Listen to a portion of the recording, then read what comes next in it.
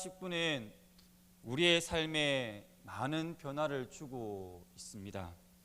사람과의 접촉을 기피하는 현상으로 인해 비대면 서비스가 소비 패턴의 전반을 차지하고 있는 것을 보게 됩니다. 요즘에 장을 보러도 자주 가지 않고 인터넷으로 이제 저녁에 자기가 아침에 먹을 것을 주문을 하게 되면 그 다음날 아침 일찍 문 앞에 배송이 되어 있는 것을 보게 됩니다. 저도 급하면 가끔씩 배송을 해서 아침에 음식을 받아서 먹곤 하였습니다.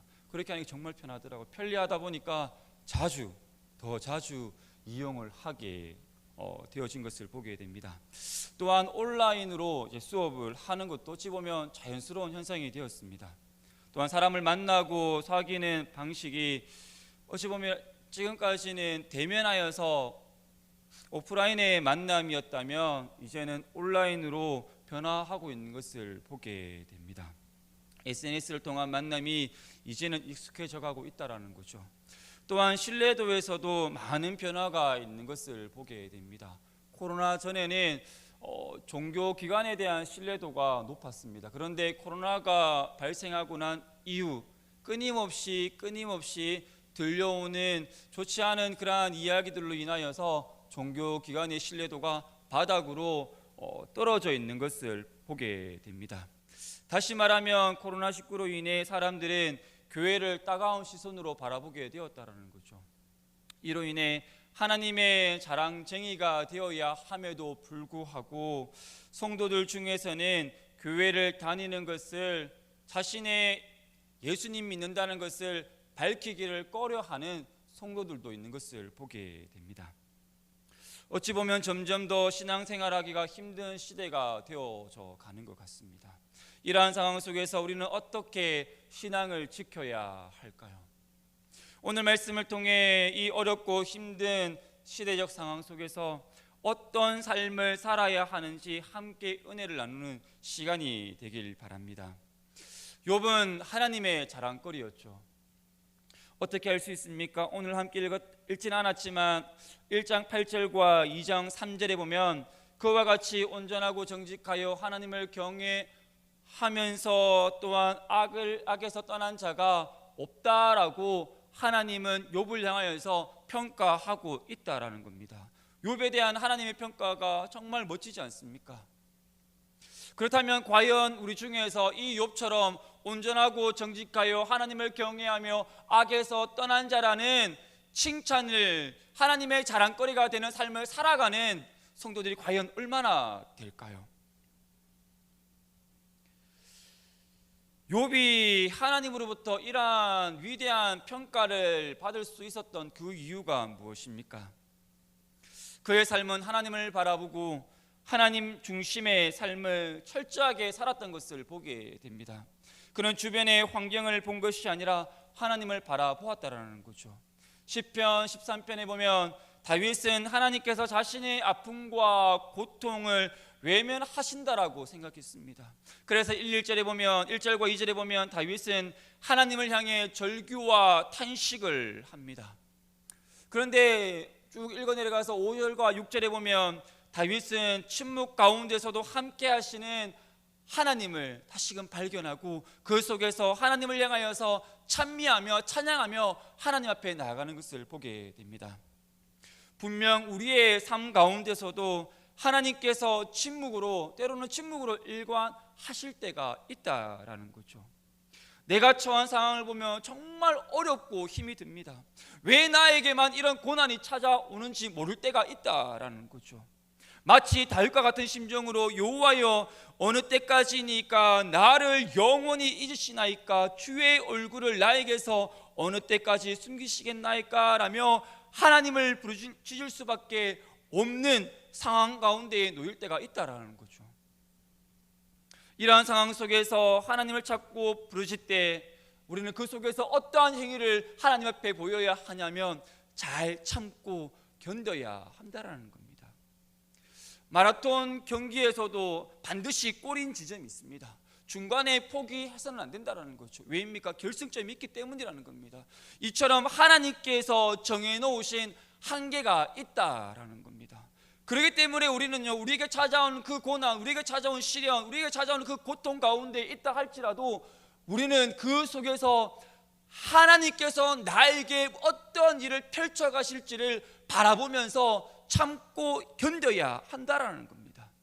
사랑하는 성도 여러분, 하나님께서 우리에게 무엇을, 어떠한 삶을 살아가길 원하시는지 아십니까?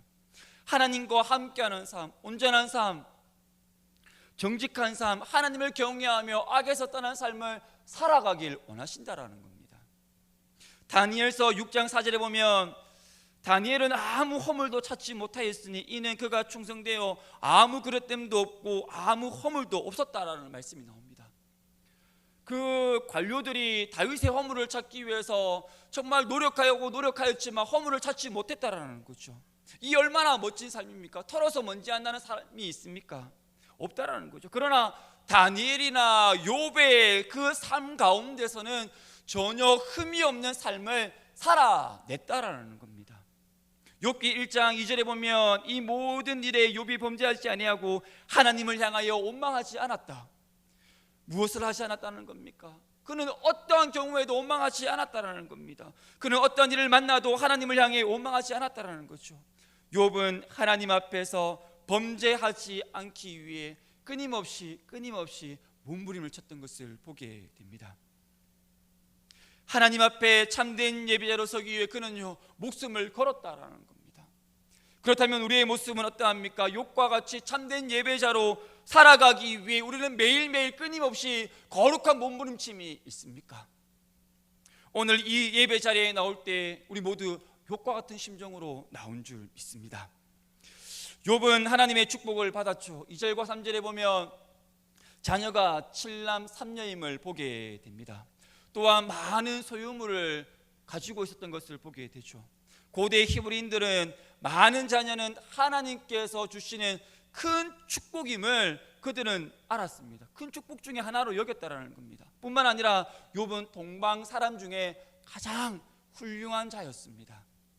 뿐만 아니라 욥은 그의 아들들이 자기 생일에 잔치를 베풀 때마다 그는 영적인 긴장감 속에 있었습니다. 어떻게 할 수 있습니까? 저녁이 되면 성결하게 하고 아침에 명수대로 번제를 드리는 그 행위를 통해서 알 수 있다라는 거죠. 욥은 영적인 긴장감 속에서 자신의 아들들이 죄를 범하여 하나님의 마음을 아프게 할까봐, 마음으로 하나님을 욕되게 할까봐 이 욥은요 늘 언제나 노심초사하였다라는 겁니다. 이러한 마음으로 하나님께 나아갔다라는 거죠. 다시 말하면 욥의 삶은 변함없는 삶이었습니다. 세상이 아무리 변한다 할지라도 욥의 신앙은 변하지 않았다라는 겁니다. 3살 버릇이 8까지 간다는 말이 있듯이 욥은 자신의 자녀들이 하나님 중심의 삶을 살아갈 수 있도록 욥은요 끊임없이 교훈하고 끊임없이 지도하고 끊임없이 가르치며 나아갔던 것을 보게 됩니다. 이로 인해 욥은 하나님의 자랑거리가 될 수밖에 없었다라는 겁니다. 6절에 보면 하나님의 아들들이 와서 욥 앞에 섰고 사탄도 그 앞에 그들 가운데 서는 것을 보게 됩니다. 하나님께서 사탄에게 네가 어디서 왔느냐라고 물을 때에 사탄은 어떻게 반응을 합니까? 땅을 두루돌아 여기저기 다녀왔다라고 답을 하였죠. 사탄이 여기저기 다녔다라는 것은 우는 사자와 같이 두루 다니며 삼킬 자를 찾아다녔다라는 겁니다. 그러하기에 우리는 어떻게 해야 합니까? 하나님 품에 안기는 그 순간까지 깨어 주님께 붙어있는 삶을 살아가야 합니다. 이 땅 가운데서의 삶은 하나님이 내 인생의 나침반이 되심을 잊지 말아야 합니다. 인생의 나침반 대신 하나님을 떠나는 삶을 살아가는 그 순간 우리는 사탄의 노예가 될 수밖에 없다라는 거죠. 하나님이 먼저 사탄에게 네가 내 종 욥을 주의하여 보았느냐라고 하나님은 담대하게 사탄에게 자랑을 합니다. 사탄에게 자랑을 할 수 있었던 그 이유가 있었다라는 거죠.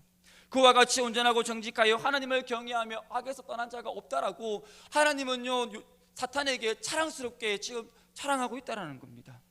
여기서 내 종이라는 말은 노예라는 뜻이 아닌 존경과 명예라는 의미가 담겨져 있습니다.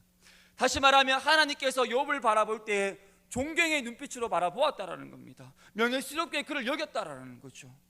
즉 욥은 하나님의 사랑을 특별히 받은 자였습니다. 하나님께서 사탄에게 욥을 자랑하자 사탄은 그 즉시 어떠한 반응을 보입니까? 9절에 보면 욥이 하나님을 경외하는 이유가 있다라고 반박을 합니다. 그 이유는 하나님께서 욥을 축복하여 주셨기 때문이라는 거죠. 사탄의 참소를 받은 하나님께서 사탄의 참소가 틀렸다라는 것을 보여주기 위해 어떻게 합니까?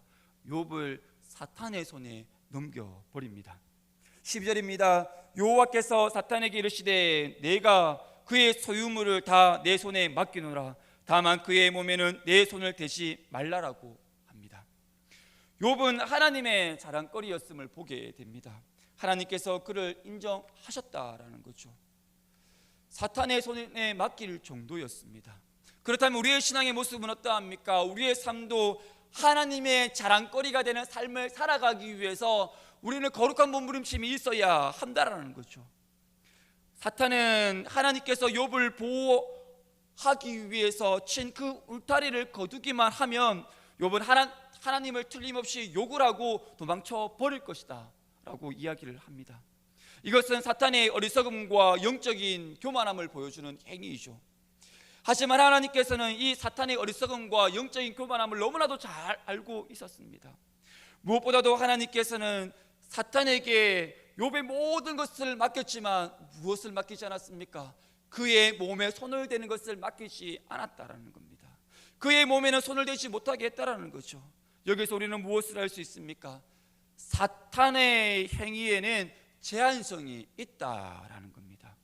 사탄은 철저히 하나님의 통제 아래 있었다라는 겁니다. 하나님께서 멈춰라고 하면 사탄도 멈춰야 하는 연약한 존재였다라는 겁니다. 하나님의 허락하에 움직일 수밖에 없는 것이 바로 사탄의 존재였다라는 거죠. 사탄은 이것도 모른 채 교만히 이 하나님 앞에서 교만한 행위를 보이고 있다라는 겁니다. 사탄은 하나님의 허락하에 어떻게 합니까?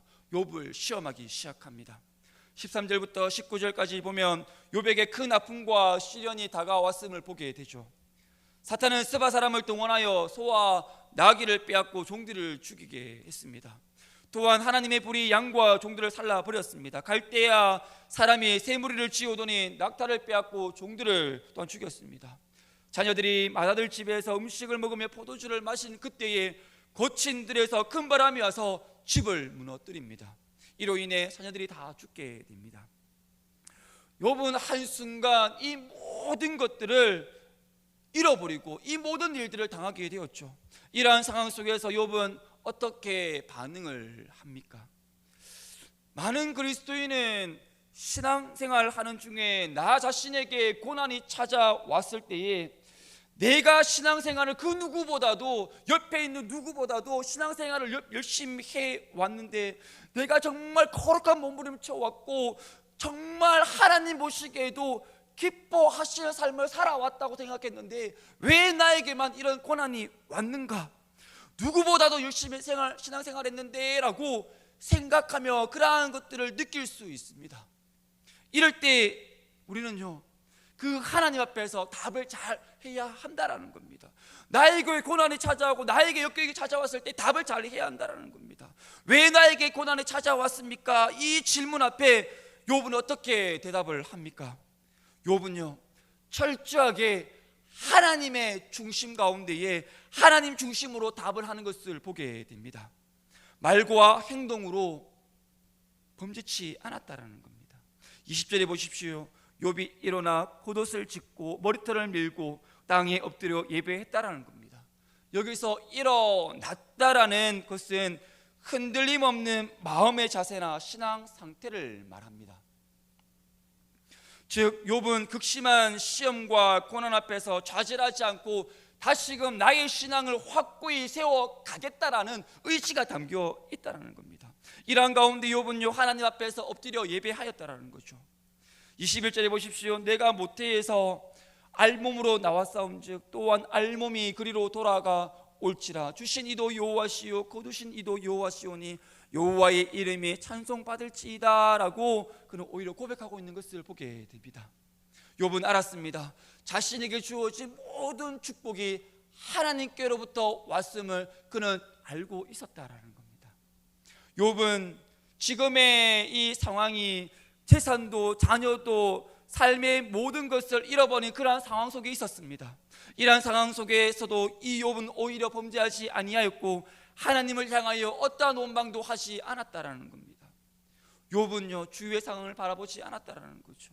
하나님을 바라보기 위해 그는요 더욱더 철저하게 몸부림을 쳤던 것을 보게 됩니다. 하나님께 복을 받았으니 재앙을 받는 것도 당연하다. 만약에 우리에게 이런 고난이 찾아오면 여러분들은 어떻게 반응을 하시겠습니까? 욥은요 그 앞에서 하나님께서 모든 것을 주셨다라는 오히려 참된 예배자로 욥은 하나님 앞에 섰다라는 겁니다. 이 모든 것이 하나님의 섭리라고 생각하였다라는 거죠. 사랑하는 성도 여러분, 나에게 고난이 찾아왔을 때 내 중심으로 답을 하면 안 됩니다. 내 관점에서 생각하고 판단을 해서는 안 된다라는 거죠. 고난을 주시는 하나님의 뜻을 생각하기보다는 고난 중에서 겪는 고통만 생각해서는 안 된다라는 겁니다. 나에게 고난이 찾아올 때에 우리는 철저하게 하나님의 관점에서 하나님의 중심에서 생각하고 또 생각을 하여야 합니다. 아무리 고난이 쓰고 아프더라도 하나님의 중심이 그 무너져서는 안 된다라는 거죠. 고난 속에 담겨있는 하나님의 뜻을 우리는 깨달아 알아야 합니다. 하나님은 어떤 분이십니까? 온 세상의 주관자이시며 공의로운 재판장이십니다. 하나님이 사탄에게 욥에 대한 시험을 허락하시는 것은 사탄의 도발과 충돌 때문이 아니라 욥의 고난을 통해 드러내시고자 하는 하나님의 숨은 뜻이 있었다라는 거죠. 아무리 사탄이 강력하게 활동하며 시험을 한다 할지라도 하나님의 권세와 통제 아래에 있다라는 것을 기억하십시오. 우리는 종종 이유 없이 찾아오는 고난 때문에 눈물을 짓고 또 끝을 알 수 없는 그 시험 때문에 고통스럽지만 그 어떠한 고난과 시험도 우리를 하나님의 사랑에서 끊을 수 없다라는 겁니다. 로마서 8장 38절과 39절에 보면 내가 확신하노니 사망이나 생명이나 천사들이나 권세자들이나 현재일이나 장래일이나 능력이나 높음이나 깊음이나 다른 어떤 피조물이라도 우리를 우리 주 그리스도 예수 안에 있는 하나님의 사랑에서 끊을 수 없다라고 했습니다. 그 어떤 것도 우리 주 그리스도 예수 안에 있는 하나님의 사랑을 끊을 수 없다라는 겁니다. 우리가 하나님 품에 안에 안기는 그 순간 하나님은요 우리를 내버리시지 않는다라는 겁니다. 하나님께서는 우리를 품에 안으시고 우리가 이 땅 가운데서 정말 참된 자유자로 참된 평안함을 누리며 하나님의 자녀다운 삶을 살아갈 수 있도록 하나님께서 그렇게 만들어 가 주신다라는 겁니다. 나에게 찾아오는 고난은 하나님께서 더 하나님의 사람으로 쓰시기 위한 훈련 과정이라는 거죠. 그러기에 하나님의 자녀인 우리는요 눈을 들어 믿음의 눈을 들어 주님을 바라보아야 한다라는 겁니다. 그럴 때 우리는 이 땅 가운데서 참된 기쁨과 참된 자유함을 누리며 살아갈 수 있게 됩니다. 하나님이 욥을 내 종이라 부르시며 칭찬하신 그 이유는 하나님 중심의 삶을 살아갔기 때문입니다. 아무리 사탄이 시험한다 할지라도 하나님은 이미 알고 있었다라는 겁니다. 욥이 그 시험에서 승리할 것이라는 것을. 사랑하는 성도 여러분, 하나님은 우리의 삶의 모든 것을 알고 계십니다. 그러기에 내가 처한 상황을 바라보지 마십시오. 눈을 들어 주님께서 내 삶을 어떻게 이끌어 가실지, 어떻게 내 삶 속에 들어오셔서 어떻게 역사하실지를 바라보아야 한다라는 겁니다. 우리가 하나님의 자랑거리가 되기 위해서는 우리의 신앙이 그 자리에 머물러 있어서는 안 됩니다. 매일매일 성장해야 한다라는 겁니다. 자라가야 한다라는 거죠. 하나님께서는 견디는 사람을 찾습니다. 아침 저녁으로 변하는 사람이 아니라 묵묵히 그 현실을 바라보며 견디는 사람을 하나님께서는 기뻐하시고 그 사람과 함께하여 주신다라는 겁니다. 힘들다고 원망하거나 불평하는 사람이 아니라 침묵 속에서 견디는 사람입니다. 견딘다는 것은 매우 힘든 일이죠. 그러하기에 고난을 이겨야 합니다. 말이 쉽지 얼마나 어려운 일입니까? 그러나 하나님은 그 시간, 그 사건, 그 환난에서 견디는 믿음을 원하십니다. 왜냐하면 모든 것을 주관하시는 분은 바로 만군의 여호와 살아계신 하나님이시기 때문입니다. 모든 사람의 마음을 움직이시는 분도 하나님이시기 때문이죠. 그래서 우리는 끝까지 인내하며 참고 견뎌야 합니다. 하나님의 자랑거리가 될 수 있는 사람은 하나님께서 나의 모든 것을 갚아주실 것을 믿고 기다리는 사람입니다. 아무리 사사로운 것이라 할지라도 하나님은 듣고 보고 계신다라는 거죠. 하나도 그냥 넘어가시는 법이 없으신 분이 바로 하나님이십니다. 그렇기 때문에 우리는 모든 순간마다 겪는 어려운 환난 가운데서도 주님은 꼭 갚아주시는 분이시라는 것을 기억하시기 바랍니다. 사랑하는 성도 여러분, 우리가 두려워하고 기뻐해야 할 일은 하나님의 역사책에 우리의 행위가 어떻게 기록되어 있느냐라는 거죠. 온전하고 정직하여 하나님을 경외하며 악에서 떠난 자라고 기록되어진 욥과 같은 삶이 우리의 삶이 되어져야 한다라는 겁니다. 하나님의 역사책에 동일하게 온전하고 정직하여 하나님을 경외하며 악에서 떠난 자였다라는 그것이 우리의 삶, 나의 기록이 되어져야 한다라는 겁니다. 우리도 하나님의 자랑거리가 되는 삶을 살아가야 한다라는 거죠. 하나님의 관점은 우리가 소유하고 있는 것에 있는 것이 아닙니다.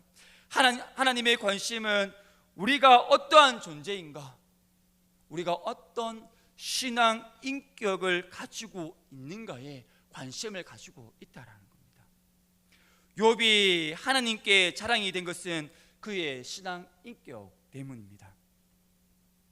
그의 신앙 인격이 하나님 보시기에 자랑거리였다라는 겁니다. 보십시오. 하나님께서 천상 외의에서 모든 천사들과 그 사탄 앞에서 어떻게 합니까?